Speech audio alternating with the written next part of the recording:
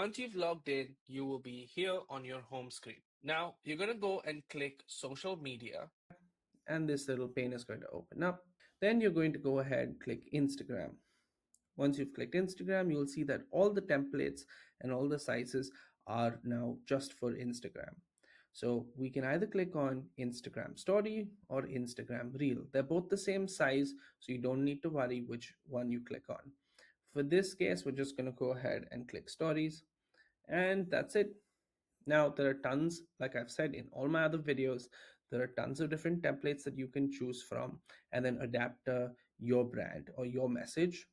I suggest using these as inspiration, use them, customize them, take full advantage of all the tools that Canva has to offer. And that's it, guys. That's how you create a story or you start to create a story or a reel. I will catch you in the next one. Cheers.